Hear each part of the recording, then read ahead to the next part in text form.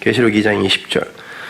그러나 내게 생망할 일이 있노라. 자칭 선지자라 하는 여자 이세벨을 내가 용납함이니 그가 내 종들을 가르쳐 꾀어 행음하게 하고 우상의 제물을 먹게 하는도다. 자, 음녀가 행음을 하게, 간음을 하게 하는 음녀가 하나 나오는데 이세벨이에요.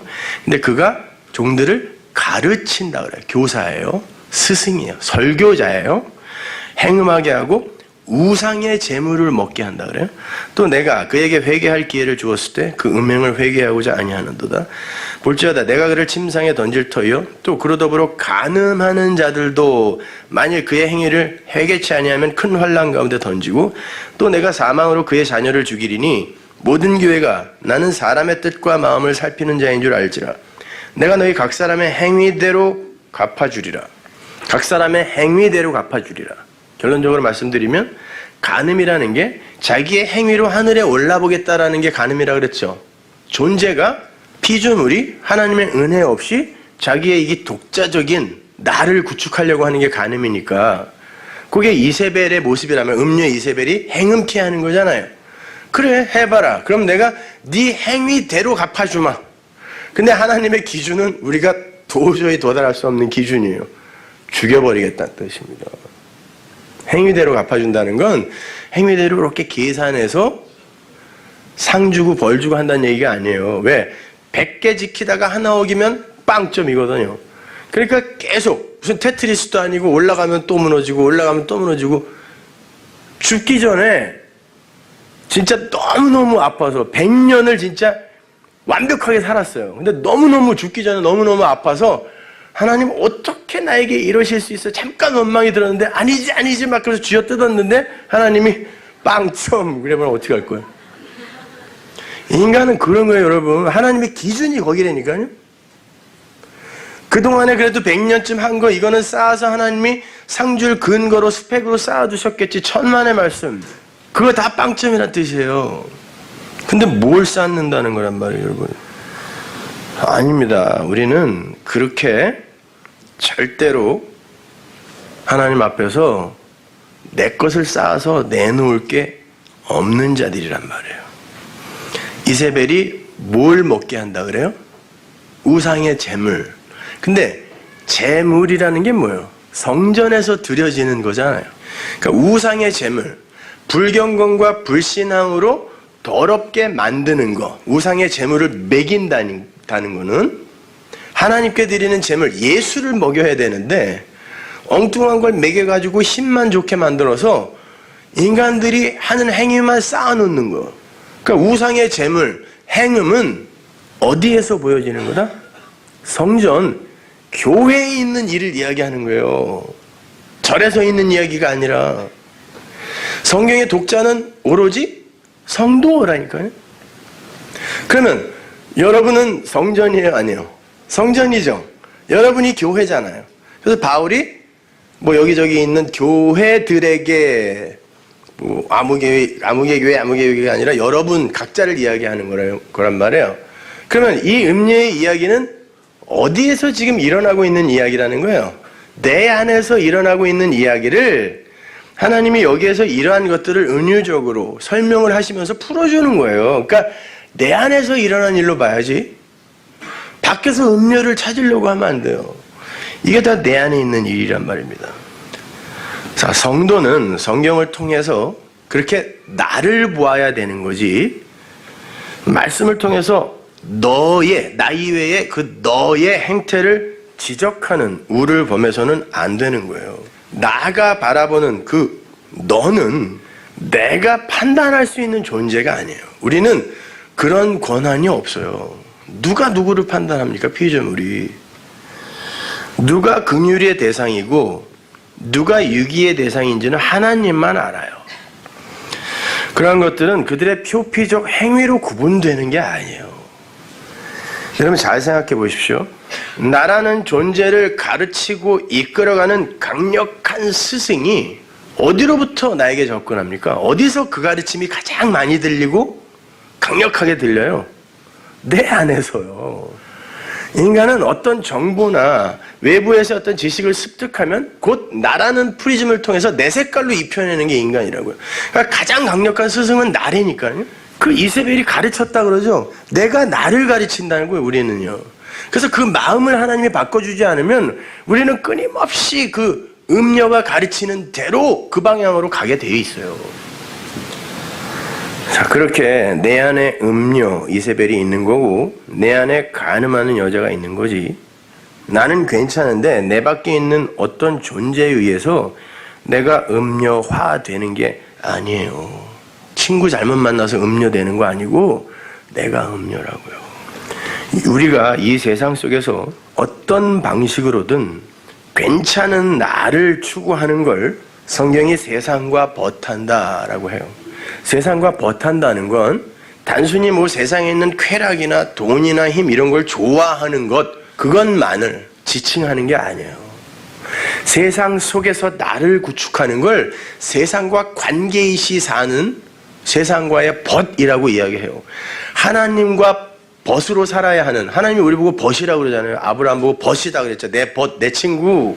그런데 그 하나님과 관계 맺고 살아야 하는 그 하나님의 벗이 세상 안에서 세상과 관계 맺으면서 자꾸 그 세상의 벗이 되려고 하는 거, 요걸 뭐라 그래요? 요걸 우상섬김이라고 그러고 요걸 간음이라고 한단 말이에요, 성경이. 야고보서 4장 4절 보세요. 간음하는 여자들이여 세상과 벗된 것이 하나님의 원수임을 알지 못하느뇨? 그런즉 누구든지 세상과 벗이 되고자 하는 자는 스스로 하나님과 원수되게 하는 것이니라. 이 간음하는 여자들은 유곽에 있는 어떤 그런 분들만을 이야기하는 게 아니라 여러분과 저를 이야기하는 거예요. 간음하는 여자들아 이렇게 부르는 건.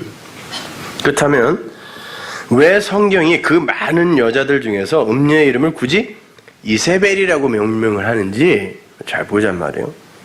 이세벨은 유다 왕 아합의 아내죠.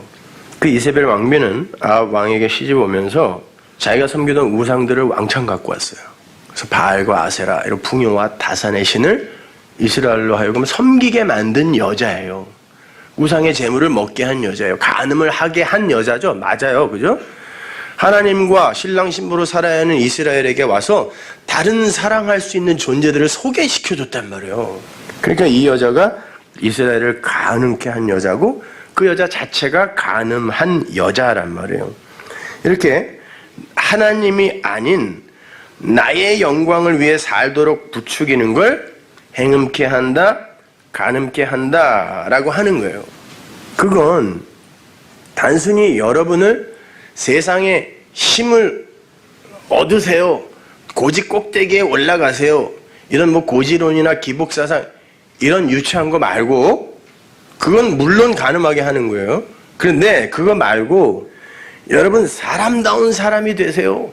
신앙인으로서 이따위로 살아서야 되겠습니까? 예수와 십자가에 대해서는 가르쳐주지도 않은 상태에서 그냥 그들의 행위만을 독려하여 도덕과 윤리로 계속 끝내는 거, 너를 빛내라는 거예요. 그건 고지 꼭대기에 올라가서 세상에 영향력을 미쳐라, 이거보다 더 무서운 거예요. 그거는요. 그렇게 살지 말라는 게 아니에요. 근데 예수의 은혜 안에서 그렇게 사시라는 거죠. 그러한 음녀 이세벨을 향한 하나님의 저주가 이러해요. 열왕기하 9장 36절 보세요. 돌아와서 고한데 예후가 가로되 이는 여호와께서 그 종 디셉 사람 엘리야로 말씀하신 바라 이르시기를 이스라엘 토지에서 개들이 이세벨의 고기를 먹을지라 그 시체가 이스라엘 토지에서 거름같이 밭 면에 있으리니 이것이 이세벨이라고 가리켜 말하지 못하게 되리라 하셨느니라.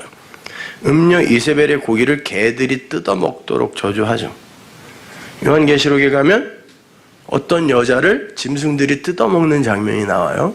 가보죠. 계시록 17장 16절.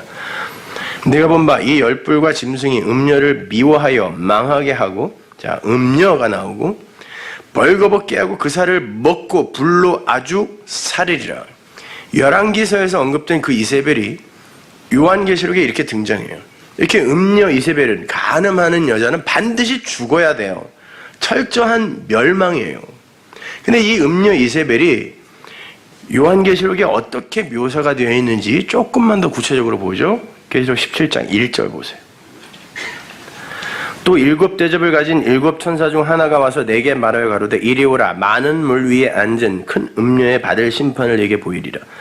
땅의 임금들도 그로 더불어 음행하였고 땅에 거하는 자들도 그 음행의 포도주에 취하였다 하고 곧 성령으로 나를 데리고 광야로 가니라. 내가 보니 여자가 붉은빛 짐승을 탔는데 그 짐승의 몸에 참남된 이름들이 가득하고 7머리와 10뿔이 있으며 그 여자는 자줏빛과 붉은빛 옷을 입고 금과 보석과 진주로 꾸미고 손에 금잔을 가졌는데 가증한 물건과 그의 음행에 더러운 것들이 가득하더라. 그 이마에 이름이 기록되었으니 비밀이라 큰 바벨론이라 땅의 음녀들과 가증한 것들에 어미라 하였더라. 성령께서 요한을 데리고 어디로 가요? 광야로 가죠. 성령이 어떤 인물을 광야로 데리고 간 적이 있었어요. 지금 그 이야기를 연계시켜서 지금 설명을 하고 있어요. 이 광야는요, 이미 계시록 12장에 한번 등장했던 곳이에요. 한번 가볼까요? 12장 5절 보세요. 하늘에 큰 이적이 보이니 해를 입은 한 여자가 있는데 그 발 아래는 달이 있고 그 머리에는 12별의 면류관을 썼더라. 12는 항상 아들의 숫자라 그랬어요. 이 여자가 아이를 베어 해산하게 되매 아파서 애써 부르짖더라. 하늘에 또 다른 이적이 보이니 보라 한 큰 붉은 용이 있어 머리가 7이요 뿔이 10이라. 그 여러 머리에 7 면류관이 있는데 그 꼬리가 하늘별 3분의 1을 끌어다가 땅에 던지더라. 용이 해산하려는 여자 앞에서 그가 해산하면 그 아이를 삼키고자 하더니 여자가 아들을 낳으니 이는 장차 철장으로 만국을 다스릴 남자라. 시편 2편에서 이게 누구다? 예수예요. 그 아이를 하나님 앞과 그 보좌 앞으로 올려가더라. 승천입니다. 그러자 그 여자가 광야로 도망하매 거기서 1260일 동안 저를 양육하기 위하여 하나님의 예비하신 곳이 있더라. 1260일 한때 두때 반때 3달 반 42달 똑같은 거죠. 다 이 역사 인생을 상징적으로 가리키는 숫자란 말이에요. 이 12은 조금 전에 말씀드린 것처럼 하나님의 백성, 아들 안에서 아들로 입양된, 편입된 그러한 하나님의 교회를 가리키는 거예요. 그래서 야고보도 1장 1절에서 뭐라 그러죠? 교회를 흩어진 12지파에게 편지하노라 그래요. 12지파가 있어요 그때. 근데 흩어진 12지파에게, 교회계를 12지파라고 이야기해요. 요한계시록에서도 계속해서 12지파, 12사도, 이것이 12문 위에 이름이 기록되어 있죠. 그 교회란 말이에요. 거룩한 성 새 예루살렘은 어린 양의 신부다라고 이야기하잖아요. 우리를 이야기하는 거란 말이에요. 그러니까 이 12별 면류관을 쓴 이 여자는 교회란 말이에요. 그 교회가 도저히 생명을 잉태할 수 없는 존재. 왜? 없음이니까, 원래가. 없음이니까. 그래서 성경에 보면 하와, 무투타부터 죽은 여자니까 잉태 못합니다. 원래 못하게 되어 있는 거예요, 이제는. 선할 거 먹고는. 하와, 사라, 또 라헬, 리브가, 마리아, 전부 애 못 낳는 여자들이죠. 근데 이 라인에서 예수님이 와요. 그러니까 그리고 왜 맨 마지막이 마리아냐면 그 마리아가 쓴물이라는 뜻이라고 했습니다. 그러니까 이 쓴물이 단물이 되기 위해서는 십자가, 나뭇가지가 던져져야 되는데 그 십자가에 의해 마리아가 단물이 되어 생명수, 그 생명수를 부여받고 잉태를 하는 사람이 되는 거예요. 그래서 예수가 나오는 거거든요. 그러니까 이 여자가, 도저히 불가능한 여자가 그 어떤 그 마귀의 방해에도 불구하고 결국 여인의 후손, 아들 제라, 예수 그리스도를 낳는 거예요. 근데 그 여자가 예수를 낳고 어디로 가요? 광야로 가요. 스데반에 의하면 그 광야는 광야 교회라고 그러잖아요. 그러니까 여러분의 이 교회 생활, 여기가 뭐예요? 양육받는 곳이에요, 여러분이. 근데 양육이라는 그 단어, 액추레포라는 단어가 무슨 말이냐면 장성한 분량까지 자라게 하다라는 뜻이에요.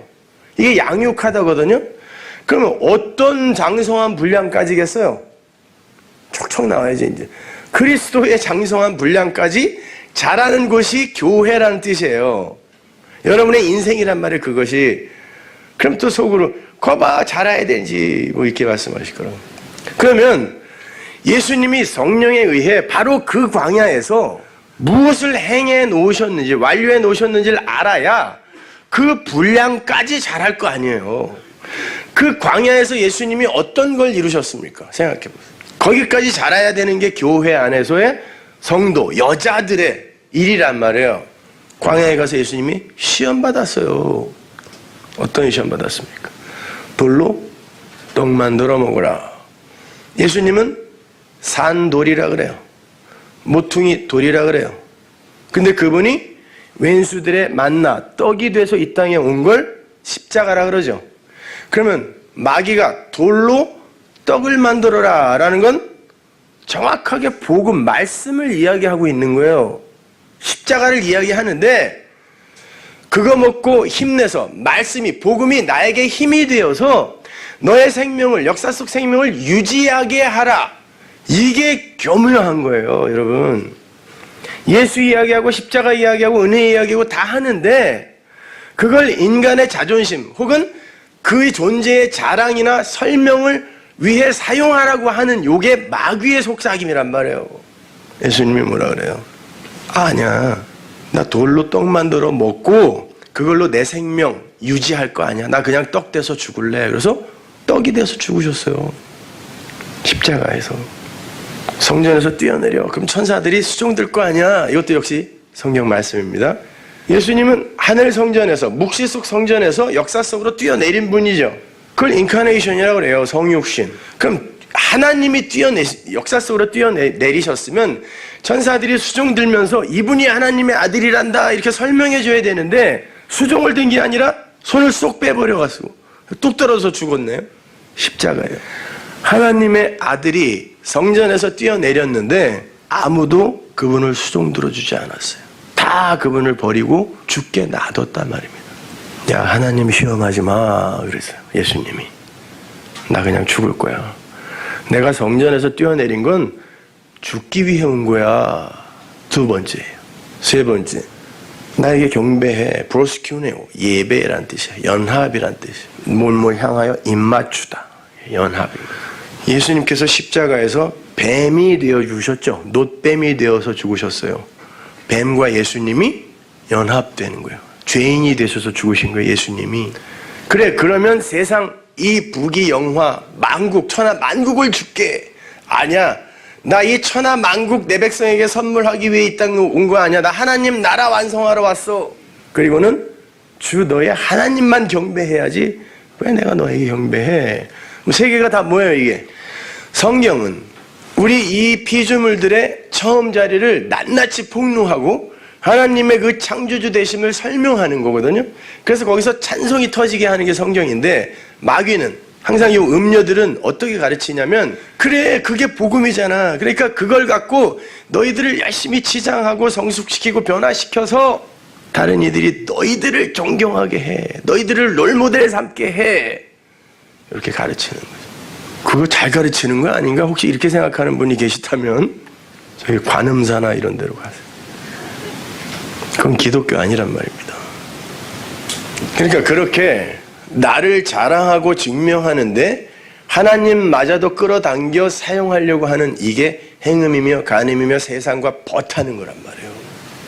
그게 하나님이란 신랑과 이혼한 자들의 그런 모습이란 말입니다. 그 여자는 반드시 광야에서 그러한 그리스도의 장성한 분량, 이 세상에서 복음을 받은 자로서 아들을 가슴에 품은 자로서 자기를 증명할 수 있는 게 아니라 하나님의 뜻대로 십자가 지고 부인당하여 죽는 그 자리가 그리스도의 장성한 분량으로 자라는 거예요. 거기가.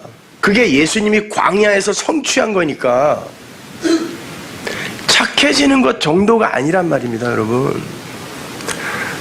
그렇게 그리스도의 장성한 분량으로 자라는 거, 바꿔 말하면 십자가 뒤로 점점 작아지고 이렇게 숨어 들어가는 그걸 양육이라 그래요.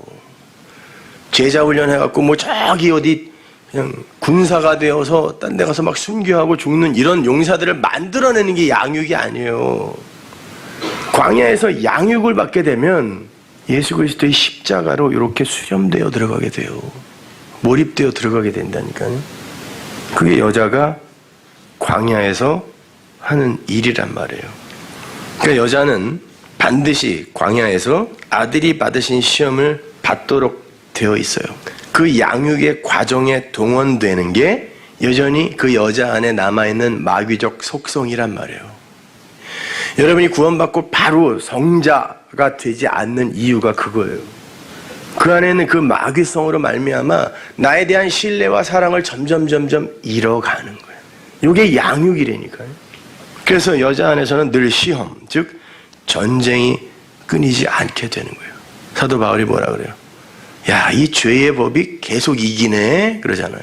어떻게 계속 일로 끌고 오니? 100대 빵이야. 자기가 죄인 중에 괴수다라고 이야기를 하는 거란 말입니다. 그것을 여자가 광야에서 무시무시한 짐승을 타고 있는 모습으로 그려놓은 게 계시록 17장이라. 그 여자가 광야로 가서 양육을 받는데 광야에 가봤더니 성령에 끌려 광야에 가봤더니 그 여자가 짐승을 타고 있어요. 근데 결국 그 여자가 어떻게 되는지 아세요? 짐승에게 맞아 죽어요. 벌거벗겨져서. 누구의 모습이에요? 예수의 모습이에요. 조금 아까 봤잖아요. 벌거벗겨서 물어뜯어서 먹어버린다니까요, 짐승이. 그렇게 광야에서 짐승을 타고 있는 그 여자는 나의 밖에서 존재하는 절대 타자로서의 어떤 존재가 아니라 내 안에서 여전히 나를 가르치고 훈계하고 이끌어가려고 하는 마귀적 속성을 이야기하는 거예요. 그래서 계시록 12장에 이 여자의 이야기가 나오고 이 여자가 도망간 광야의 이야기가 나온 다음에 13장에 그 유명한 666 짐승의 이야기가 나오는 거예요. 여자가 이 짐승을 타고 앉아서, 짐승이 뭐였어요? 바다에서 올라온 짐승, 땅에서 올라온 짐승, 맨 위에 용이 권세와 능력을 바다에서 올라온 짐승에게 주죠. 이 세상의 권세, 이 인간들 피조 세계의 어떤 가치를 추구하는 그런데 요 바다에서 올라온 짐승이 죽었다가 살아난 흉내를 낸단 말이에요. 성자 예수를 흉내내는 거예요. 그런데 결국 권세, 이 땅의 권세와 가치를 추구하는 가짜.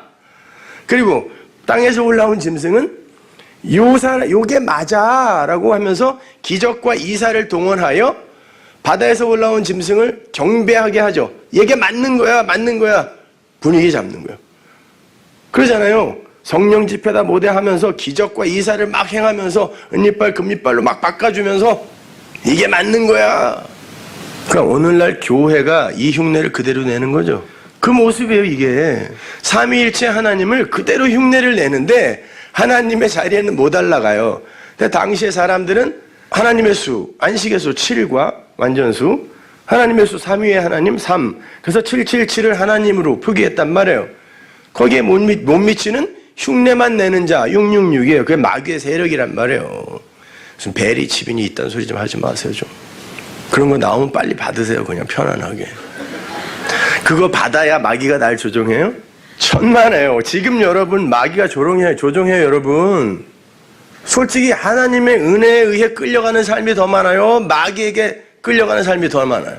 근데 무슨 베리치 핑계를 대려고 그렇게 지금 마귀 새끼처럼 살면서 다 그 이야기 하는 거 아니에요? 성경은요. 그런 유치한 얘기 하는 거. 그 짐승 그거를 여자가 타고 있어요. 이 여자가 지금 추구하는 이 세속적, 이 세상적 욕망이 바로 그 짐승의 실체란 말이에요. 그러니까 연합시켜버리는 거 둘을. 그래서 앉혀버리는 거 거기다가 이렇게 붙여버리는 거죠. 그 이유는 결국 이 짐승을 시켜서 얘를 죽여버림으로 말미암아 아니지. 그러니까 너는 신랑에게 붙어야지. 왜 짐승에게 붙고 그래? 이게 역사란 말이에요, 여러분. 성도가 경험해야 하는 역사. 자, 17장에 보면요. 그 음녀 이세벨, 가늠케 하는 여자가 짐승을 타고 있는데 그 짐승이 10뿔과 7머리를 갖고 있고 참남된 이름을 가지고 있다 그래요. 그건 13장에 나오는 바다 짐승과 똑같은 모습이죠. 그 짐승은요. 그걸 타고 있는 거예요. 13장 1절 보세요. 내가 보니 바다에서 한 짐승이 나오는데 뿔이 10이요 머리가 7이라 그 뿔에는 10면류관이 있고 그 머리들에는 참남된 이름들이 있다. 똑같잖아요. 17장의 그 짐승, 여자가 타고 있는 짐승과 13장에 바다에서 올라온 예수 흉내내는 그 짐승과 똑같단 말이에요. 참남된 이름이란 여호와의 이름을 모독하는 이름이란 뜻이에요. 그래서 그 밑으로 내려가면 그가 어린 양과 싸우는 자 그래요. 십자가를 대항하여 싸우는 거예요. 은혜는 무슨 은혜야? 우리도 해야지 이거. 어린 양과 싸우는 자. 그게 짐승이란 말이에요. 그 열뿔은 피조물의 권세를 키우고 쌓아서 세상의 왕이 되고 싶어하는 그 마귀의 세력의 욕망의 강도가 얼마나 엄청난지를 보여주는 거예요. 그래서 열뿔이에요. 완전한 열뿔. 일곱 머리는 그 밑에 보면 일곱 산이다 그래요. 한번 가보세요. 17장 9절. 지혜 있는 뜻이 여기 있으니 그 일곱 머리는 여자가 앉은 일곱 산이요. 그 밑에 가면 시방 감추어진 왕은 요걸 이제 일곱 왕이라고 하거든요. 좀 이따가. 근데 시방 감추어진 왕이 또 하나 있어요. 이 세상이에요. 여러분과 저를 이야기하는 거예요. 근데 그 시방 감추어진 왕은 일곱에 속한 여덟 번째 왕이라고 그래요. 그 속성을 그대로 갖고 있는 우리. 근데 교묘하게 숨어 있는 거예요. 감추어져 있는 거예요. 그래서 있었는데 시방 없어졌다가 곧 나타날 그거 우리예요. 이 교회를 이야기해요. 오늘날 왜곡되어진 교회 이야기. 무슨 절이나 사원 이런 거 이야기하는 거 아니에요. 성경은 그런데 관심이 없어요. 교회 안에 있는 알곡과 가라지에 대해서만 이야기해요. 성경은. 자, 여기서 보면 일곱 머리는 여자가 앉은 일곱 산이라 그러죠. 그리고 그 아래 보면 일곱 산은 일곱 왕이라 그래요. 근데 여자는 지금 짐승 위에 앉아 있잖아요. 근데 여기서 또 산 위에 앉아 있다 그러죠. 그럼 일곱 산, 일곱 짐승, 열 뿔, 일곱 왕, 이건 같은 걸 이야기하는 거예요, 지금요. 거기다가 자꾸 뭘 대입을 해갖고 이씨 공동체 이런 거, 그런 거 하지 마세요. 그 위에 음녀인 여자가 타고 있다는 건 바로 그 짐승의 속성을 가진 자가 음녀다라는 거예요. 그래서 둘이 연합된 형국으로 그려지고 있는 거예요. 그렇다면 구약으로 가서 그 음녀인 일곱 왕, 일곱 산, 일곱 머리, 그것의 정체가 뭔지 한번 보자 말이에요. 예레미야 51장 25절. 나 여호와가 말하노라. 온 세계를 멸한 멸망의 산아 보라. 나는 네 대적이라. 하나님의 대적을 산이라 그래요. 그래서 요한이 그 산이란 단어를 개념을 갖다 쓰는 거예요. 나의 손을 내 위에 펴서 너를 바위에서 굴리고 너로 불탄 산이 되게 할 것이니. 그 산이 온 세계를 죽음으로 멸망으로 몰고 간다 그러죠. 아담들을 사망으로 몰고 가는 죄의 세력, 그 뱀, 나하슈. 뭔 말을 하기는 했는데 나하슈가 말이 없음이란 뜻이죠. 가짜 말을 하는 거, 뱀이란 말이에요. 이게 멸망으로 몰고 가는 거, 가짜 말, 엉터리 말씀, 그게 음녀래요. 에스겔서 35장 3절 보세요. 이르기를 주 여호와의 말씀에 세일사나 내가 너를 대적하여 내 손을 내 위에 펴서 너로 황무지와 놀라움이 되게 할지라. 여기서 산은 하나님의 대적입니다. 이제 스가랴서로 가면 조금 더 확실해져요. 4장 6절 보세요. 그가 내게 일러 가로되 여호와께서 수룹바벨에게 하신 말씀이 이러하니라. 만군의 여호와께서 말씀하시되 이는 힘으로 되지 아니하며 능으로 되지 아니하고 오직 나의 신으로 되느니라. 큰 산아 네가 뭐냐. 네가 수룹바벨 앞에서 평지가 되리라. 그가 머릿돌을 내어 놓을 때 무리가 외치기를 은총 은총 헨 그레이스 은혜라는 말이에요. 그에게 있을지어다 하리라. 여호와의 성전은 피조세계의 힘이나 능으로 되는 게 아니라 오직 나의 신 성령에 의해 은혜로 지어지는 거야. 요걸 부정하는 걸 큰 산이라고 하는 거야. 큰 산아 네가 은혜 헨 그레이스를 무시해? 이거예요. 큰 산.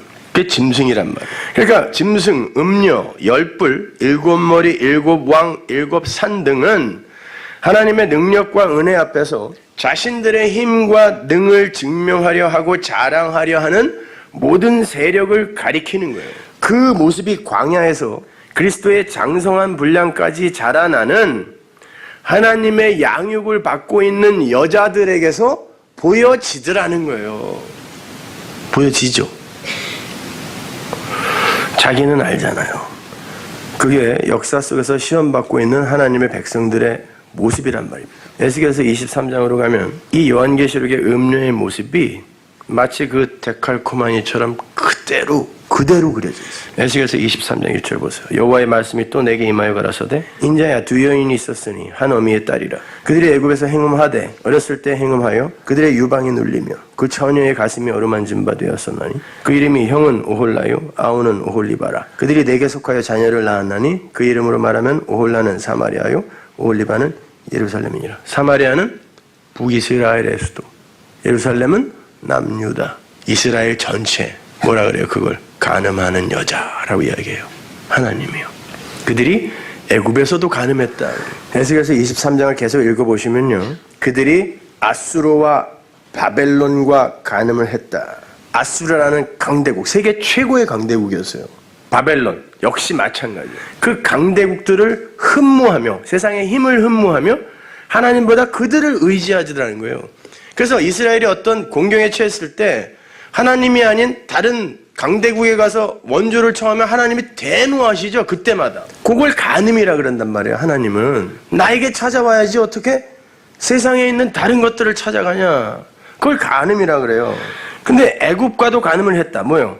애굽의 문명과 힘을 좋아했다는 거예요. 종살이만 잘 해주면 내가 먹고 싶은 거, 부추와 마늘과 고기, 이걸 얼마든지 주는, 내가 원하는 걸 주는 그곳을 좋아한 거예요. 그걸 얻기 위해서는 난 종살이도 할 수 있다는 거예요. 이걸 거짓 경배, 거짓 섬김, 거짓 예배라 그래요. 근데 오늘날 교회에서 그런 모습이 그대로 나타난다는 것입니다. 내가 뭔가를 얻어내기 위해 내가 그 존재를 사랑하는 게 아니에요. 그런데 내가 먹고 싶은 걸 얻어내기 위해서는, 갖고 싶은 걸 얻어내기 위해서는 경배하는 척, 섬기는 척, 찬송하는 척, 기도하는 척, 헌금하는 척 하는 거, 이걸 간음이라 그래요.